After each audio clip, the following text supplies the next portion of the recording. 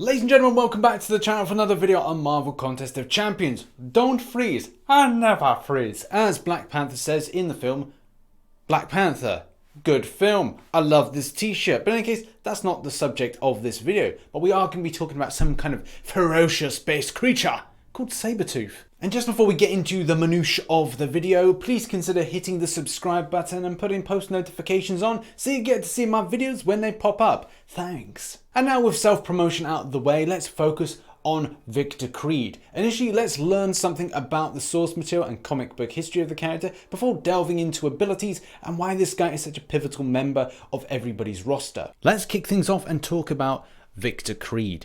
Now, when he was young, his powers really manifested. His devil teeth were protruding. His father, obviously embarrassed by this, would chain him up and try to remove these devil teeth, thinking he was like a demon. He actually killed his brother, which is really bad. But it wasn't just his brother Luther Creed that he killed, he also killed his father Zebediah Creed. Basically, he'd been locked in the cellar for a lot of years, and that can play with your mind. He had enough one day, chewed his hand off, and went after his father. His mother, on the other hand, she lived several years, absolutely fine. Unfortunately, she then died of cancer, but the story goes that the Red Right Hand were responsible for her death. As we've established, Sabretooth, or Victor Creed, was incredibly feral. Anger is one of the things that we associate with this particular character. And he went after the people of Canada, going from place to place, wreaking havoc, death upon places that he visited in the most vicious ways possible. The whole kind of story of the rivalry between Wolverine and Sabretooth is very much convoluted, and it's difficult to get the correct circumstances of that falling out, but it seems to begin with Sabretooth attacking the Blackfoot tribe where Logan was living at the time in the 20th century, and Sabretooth killed his lover Silver Fox. This is the catalyst for this starting off, but loads of different stories are out there as to the start point of this and what happened, but it does now bring me back momentarily to the game. And yes, why are we back in game? Well, as you can read here, Wolverine's half-brother Sabretooth, which isn't something that has been established in the information that we've seen. I've done a bit of research prior to this, and it does seem very much that this either is in a alternate universe, or they've gone for the cinematic universe or the X-Men Origins universe for this particular classification of Wolverine being the half-brother. There are many articles online, including something like this, where people have responded to those types of points. Then the relationship, even having the idea the original comic book writer, Mr. Chris Claremont, thought about a father-son. Fucking hell. There are many articles online that reference this whole kind of point, and I do like this one here that kind of says about the idea that initially Chris Claremont, that wrote Wolverine, had the idea that Sabretooth and Wolverine would have more of a father-son relationship, which I think is quite cool. But it's good that they avoided that, because then they went for the similar type of storyline with X-23 and Draken, who's Wolverine's son. So that's good that they avoided that type of story arc, and it's all about like yeah, okay, it could be a brotherly thing and brothers fall out, but the idea that this is entrenched in a you killed my lover type story. I hate you. I'm going to kill you. I want to kill you every time I meet you. And that's the whole kind of dynamic. I prefer that a bit more. Though it seems that when I did X-Men Origins Wolverine, they touched on both of those storylines. They did You Killed My Lover, and also it was a you are the brother thing. So unfortunately went for two dynamics, which I didn't like. I mean, everyone has their criticisms about the film. Maybe let's save for another video. But in any case, it's kind of interesting to why Kabam decided to opt for the film version rather than going back to source material. There are so many fascinating and interesting stories around Sabretooth and Wolverine. Two of my favourites are when they battled for Apocalypse. Apocalypse gave adamantium to the bones and the claws of Sabretooth in a battle with Wolverine. It's a pretty cool idea, and it does show this kind of ferocity, but in fact they've got the same type of equal playing field. But Sabretooth gets heightened healing abilities, which is cool. The other story which I quite like is find Wolverine in Wakanda. Wolverine is fighting Sabretooth in Wakanda of all places, and it's got Black Panther. Wolverine actually saves the life of T'Challa, so it's kind of cool to see that mix of story arcs going to different places. It's something that I hope to see in future Black Panther films, where we've got Storm as the Queen of Wakanda, so that could be a hopeful thing for the future. Would it include Wolverine? Don't know, but I'd like to see that. It's quite cool that I just read that with a Black Panther t-shirt on. I like it when a plan comes together. But let's now get ourselves focused on why, for players, this champion is so damn good and so darn cool. Even though the signature ability called Untamed Heart sounds like some crappy romance film, it's still pretty cool. This is the point where the champion gets regeneration. It's a passive based buff, so it means it can't be nullified, which is cool, but it can be heal blocked. This is the thing that saves the champion a lot more times, because if you get like multiple hits on yourself, then you're going to be regenning back. As you increase your signature level, that regeneration ability is going to be heightened and improved. I'd love to see a 200 signature version of this guy.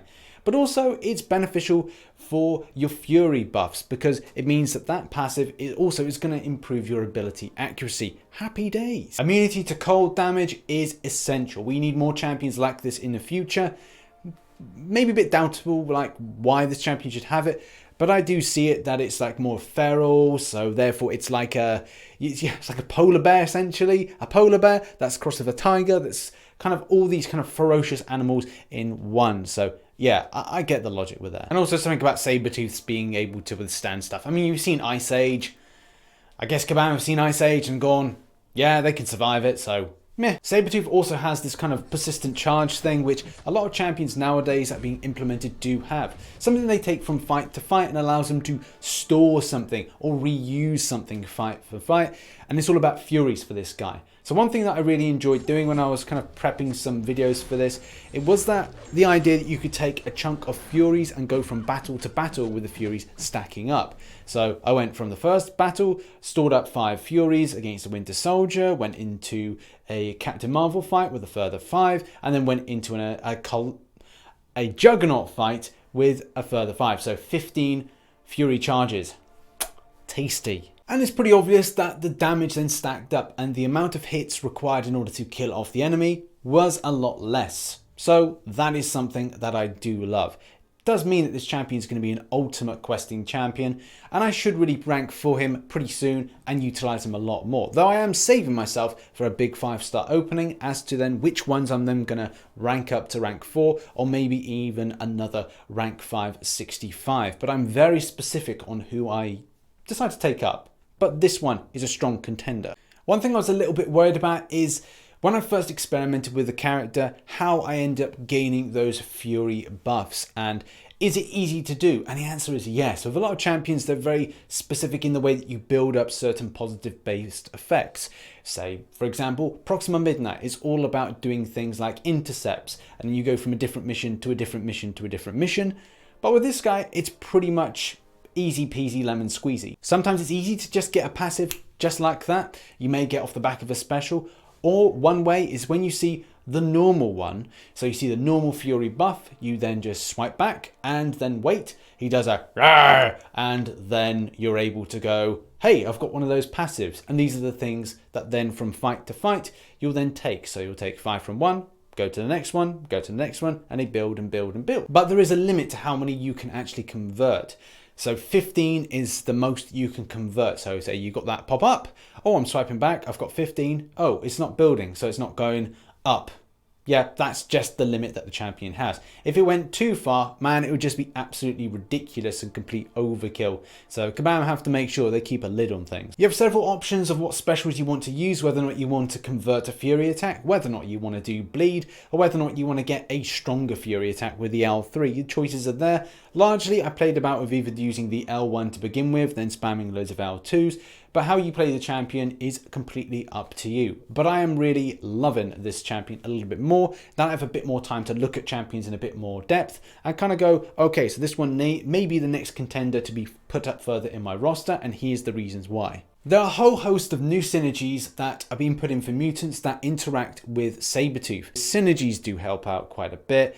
but at the same time, he doesn't really need them. He can go as an independent champion without any kind of backup, and you can have, say, Sabretooth, Proxima Midnight, Blade, Stark Spidey as one massive, strong questing team, as well as just kind of like a grinding out any other kind of content team. My personal hope for the future is getting a hell of a lot more signature stones on this champion and using him a lot more in content that I grind, especially putting him up to rank 4, though I do have a lot of contenders I either want to rank for them or put them up to 565. The problem is nowadays it's just getting that resource that I'm just not getting. Man, I'd love a tier 2 alpha arena. I really would. That would just make my day. So Kabam, if you can, make it. I'm speaking to something up there, a light it seems.